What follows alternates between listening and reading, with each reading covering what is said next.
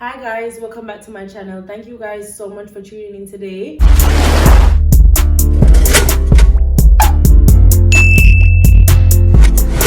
Okay, so if you are new here, hi, welcome. My name is Jada. I do own an Airbnb in Kingston, Jamaica. It's my first property and I have a full-blown home series on that. So if you're a potential home buyer, or if you want to own a home sometime in the future, be sure to check out those.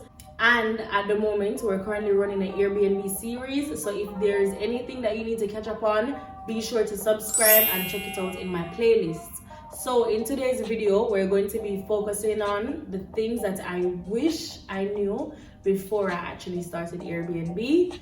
Things that I wish I knew that a host told me, or someone from Airbnb that would be able to help me make more money and also just to maintain the property overall.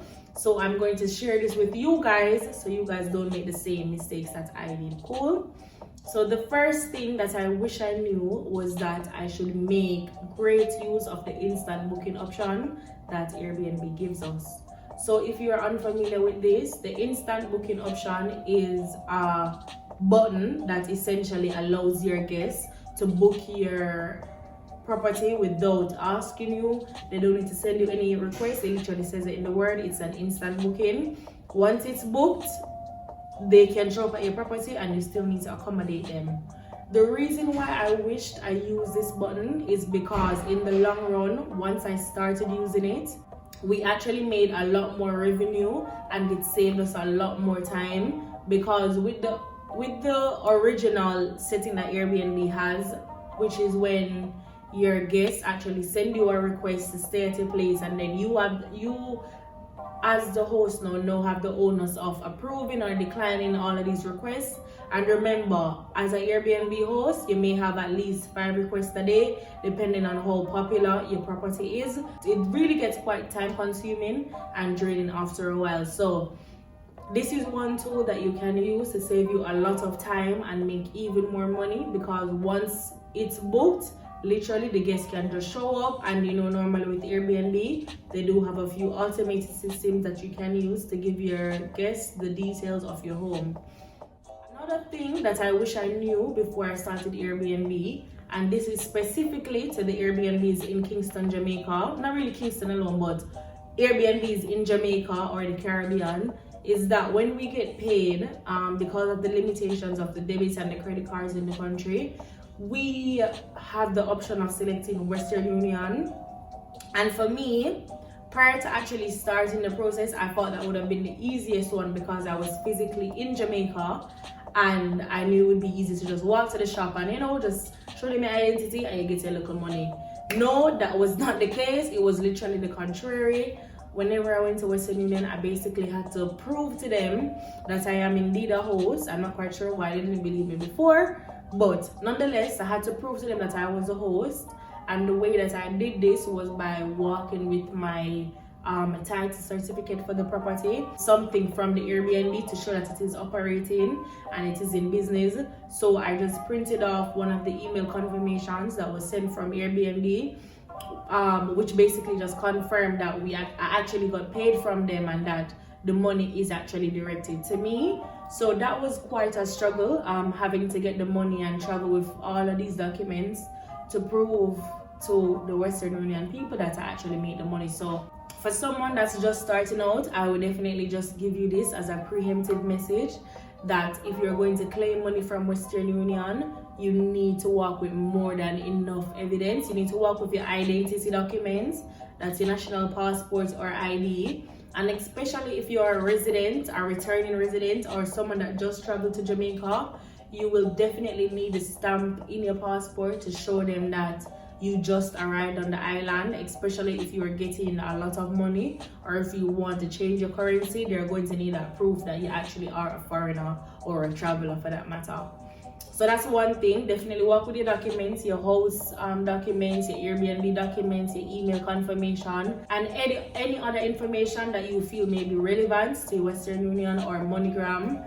And another thing for the co-host, if you are the one collecting the funds for the property, be sure to make sure that the actual host or the manager for the property writes a letter giving you authority to collect this money day in day out, because they won't grant it to you if you don't have authorization from the property owner. Obviously, being in the instant that you're the one collecting and you don't have a copy of the title or the registration for the property. Moving on now, what I wish I knew, the third thing, what did I wish I know now? Okay, yes. I've said this before in another Airbnb video, is that I wish I knew that you don't actually get your money until after the guests check in on Airbnb. So if somebody book your apartment from January but they're planning to stay until October, you're not going to get that person's money until they actually check in October, and you get the money after 24 hours since they've checked in. So if you're someone that have long haul stays and you need the money to maintain the property, it may be best to either change that to having only short-term stays, or you may just have to find that money elsewhere until Airbnb makes the funds available to you. But that's something that can really have a big knock-on effect on operating your business, especially if you had plans for that money prior to its release date. So that's one thing that I definitely suggest to you guys, is to either have excess money, or you just try to work out your requests and your bookings so that you can have the money readily available as your guest is checking in. I mean, there's nothing that you can do personally to stop Airbnb or to even speed them up to give you the money sooner than when the guest has checked in. But what you can do is to have just that personal money aside, because you know that you won't actually be getting the money until after your guest is here. With Airbnb, coming into it as a naive young person that I am, I kind of underestimated the short bookings. So that's the people that stay for 1 day or 2 days. I thought that, I don't know, for whatever reason, I just feel like people wouldn't stay there for 1 or 2 days. I was really going after the long haul stays.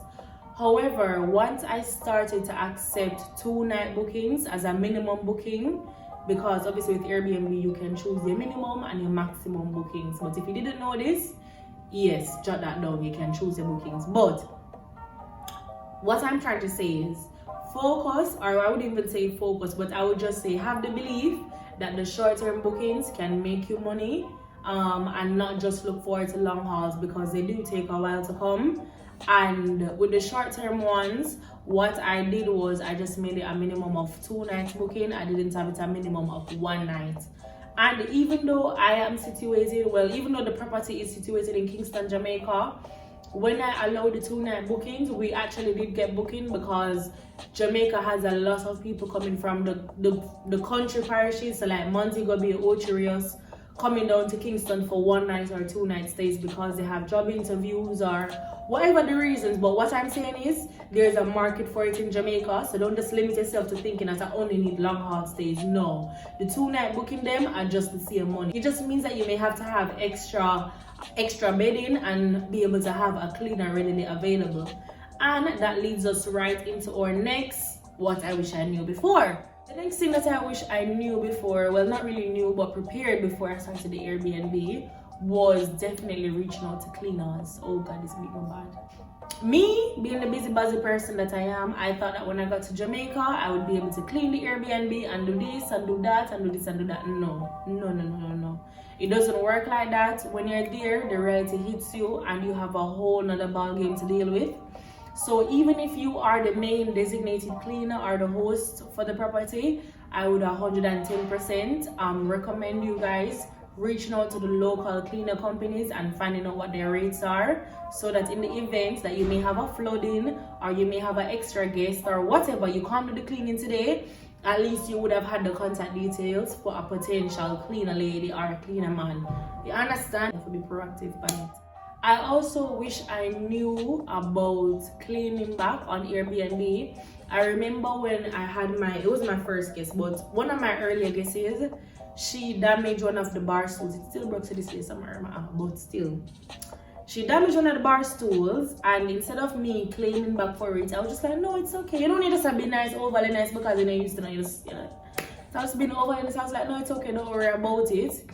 But really and truly, if I continue like that and make it every guest come in, somebody damage this bar stool or somebody damage this center table, that means at the end of it, I'm just going to be at a loss. The property is not going to be properly maintained. The furnitures are going to be run down, and I'm going to be out of pocket. Business can't run so. Your personal life can run so, yeah, because of the people you love. But business can't run so, and I had to learn that the hard way. Like I said, I had to lose out on a whole bar stool. And if you live in Jamaica, you know, so the bar stool, they're not cheaper than $9,000 per stool. So that's one thing I wish I knew, was that I had the opportunity, not the opportunity, I have the right to claim whatever is damaged or ruined by a guest.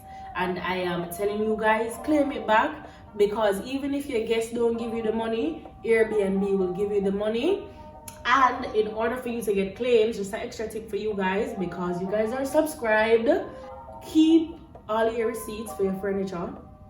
Keep them, because whenever you're making a claim on Airbnb, you need to show them the price of the current furniture that you have, or you need to show them the price of a substitute which is literally identical or similar to that furniture, and that's the only way they'll be able to give you the same money that you asked for. So keep all your receipt them, have a book of it, whether it be that you scan them and you just have them in a little folder on your S drive or whatever, but keep them where you need to, because you're going to need them to make claims later on in the future.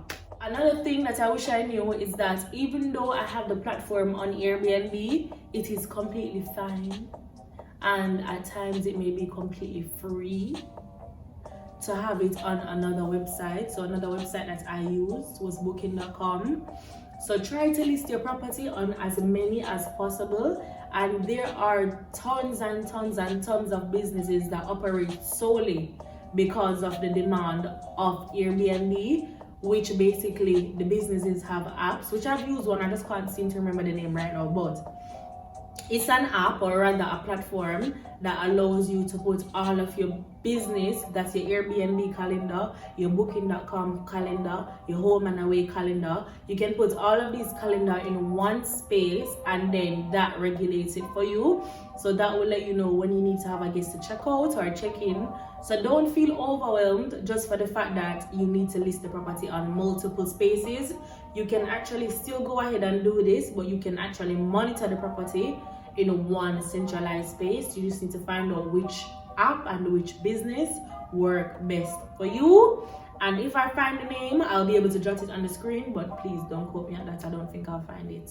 What I wish I knew before was, I knew it, but I just didn't really emphasize on it, is that you need to think about your Airbnb as a business, just like any other business. So every single outgoings that you spend on, you need to accumulate, you need to record it, and you need to account for it. For me, I fell short when I went there, and I was just so comfortable spending. So even like my cleaning supplies, I didn't account for that afterwards. All of that money actually came from my personal one. But if it was another business, I knew I wouldn't have done that. I just kind of just felt like, I don't know, because I lived there in the Airbnb. I look at disinfectant, I'm just buy it. I look at bleach, I'm just buy it. But all of these things, they add up at the end of the month, and they add up as you go in and come out of the month. So keep our recordings of all of your incoming, all of your outgoings. And on that note, the final one that I'm going to leave you guys with is to also budget for your Airbnb, and budget for even more than what Airbnb costs prior to opening, because me did get what I don't get. I tell you guys this example every single time. Because my property is on the ground floor and it's situated in Kingston, Jamaica, and the boy them bad down there, I'm nobody coming out of the house, come around the little French and them buy up. I'm gonna have to pay to get grilling. The grilling costs. I see what talk about this right now, come in. I don't remember what money you spend. I said no, I got that. Them tea for Jamaica now. The grilling cost me between 60,000 to 120,000 Jamaican dollar. That's just the grill and the material. You understand? It's not including the painting over the grill and all of them. Look at something there. So all of these small things, I know like when you're looking at the grand scheme of things, you may not budget for them, and obviously I want you guys to learn from my mistakes. Don't be as foolish as I did. Budget for your little grill. If you have your property on the ground floor, if your property not on the ground floor, then you may get away with it. But just remember, say at Jamaica you live in, so use your discretion is all I'm saying. But stuff like budgeting for grilling, budgeting for landscaping, you know, if it's a ground apartment, or if you have a balcony, or if you have a backyard, you're going to need extra money to maintain the actual land, to maintain the soil, your garden, to maintain whatever. Have budgeting for that. If you may need a fresh paint. I know with Airbnbs, well, mine specifically, because the turnover was so high with people constantly coming in and constantly coming out, by the end of 3 months we had to repaint all the doors because we had white doors initially. So you know, any little hand or any little food, it literally just stain it and it just ruined the whole thing. So these are the kind of things that you want to budget for. You also want to have extra budget for towels and bath cloths, because these are stuff that will just be so easily disposable, because you know, once you have the high turnover, the quality of the things are going to run down, and because you want to be a super host and you want to have the best property or the best Airbnb possible, you don't want the guests them to know your quality are run down. So the minute it run down, either you recycle it or you upscale it and use it for something else in the house, or you just buy and get new ones. But just budget for it because it's expensive. It takes these small little things, it add up in the long run. I will leave and love you guys with all of those what I wish I knew.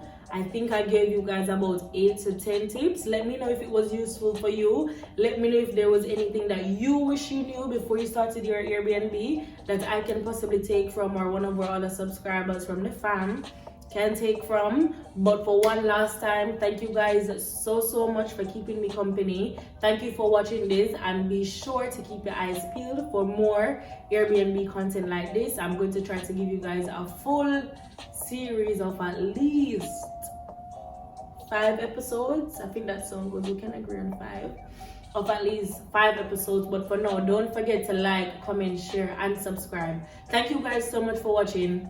Bye.